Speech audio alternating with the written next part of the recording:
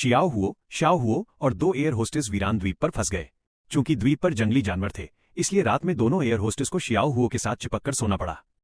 लगभग 3 दिन पहले जिस विमान में वे यात्रा कर रहे थे वो दुर्घटनाग्रस्त होकर समुद्र में गिर गया था। शियाओ हुओ जब उठा तो उसने पाया कि वो इस द्वीप पर बहकर आ गया है। इस जंगली और सुनसान जगह ने शियाओ हुओ को बहुत डरा दिया। वो तुरंत उठा और ये देखने गया कि क्या कोई और जीवित बचा है। 2 कदम चलते ही शियाओ हुओ ने एक एयर होस्टेस को समुद्र तट पर लेटा हुआ पाया। शियाओ हुओ तुरंत दौड़कर उसकी जांच करने गया। उसे उम्मीद नहीं थी कि ये एयर होस्टेस इतनी सुंदर होगी। अगर वो ऐसे ही मर गई तो ये सचमुच बहुत बर्बादी होगी। हालांकि एयर होस्टेस थोड़ी मरी हुई लग रही थी, फिर भी शियाओ हुओ उसे बचाने के लिए तैयार था। उसने तुरंत एयर होस्टेस को सीपीआर देना शुरू कर दिया। जब उसे लगा कि इसका कोई असर नहीं हो रहा है तो शियाओ हुओ उसे कृत्रिम श्वास आर्टिफिशियल रेस्पिरेशन देने वाला था। तभी अचानक एक फूपो अमीर महिला दौड़कर आई और उसे रोक दिया। ये फूपो एयर होस्टेस की अच्छी दोस्त थी। शियाओ हुओ के इस काम को देखकर उसे लगा कि शियाओ हुओ एयर होस्टेस का फायदा उठाना चाहता है। उसने सीधे शियाओ हुओ को बुरी तरह से डांटना शुरू कर दिया। शियाओ हुओ जानता था कि अगर अब एयर होस्टेस को नहीं बचाया गया तो वो सचमुच मर जाएगी। उसने जबरदस्ती एयर होस्टेस को बचाने की कोशिश की, लेकिन फूपो ने उसे दूर धकेल दिया। अचानक उन दोनों के झगड़े से एयर होस्टेस की नींद टूट गई।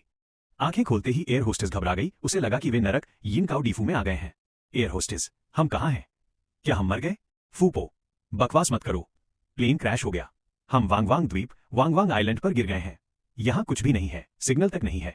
और हाँ, यह विकृत इंसान पर्वर्ट तुम्हारा फायदा उठाना चाहता था। सौभाग्य से एयर होस्टेस फूपो की तुलना में अधिक समझदार थी। उसने देखा कि वो लड़का कितना संदिग्ध, thief eyed and mouse headed लग रहा था और उसे यकीन हो गया कि शियाओ हुओ कोई अच्छा आदमी नहीं है।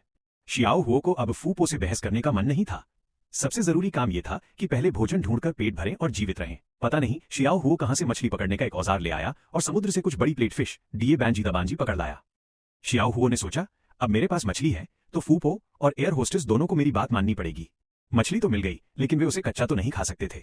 इसलिए शियाओ हुओ ने फिर से लकड़ी रगड़कर आग जलाने और मछली भूनकर खाने का काम शुरू कर दिया। भले ही शियाओ हुओ दिखने में आकर्षक और सक्षम, हैंडसम एंड केपेबल था, लेकिन फूपो का सामाजिक दायरा, सोशल सर्कल अलग था। शियाओ हुओ उसकी नजरों में बिल्कुल नहीं जचता था। लेकिन एयर होस्टेस के लिए ये बात अलग थी। एयर होस्टेस और शियाओ हुओ दोनों मेहनतकश कर्मचारी डैगोन ग्रेन थे।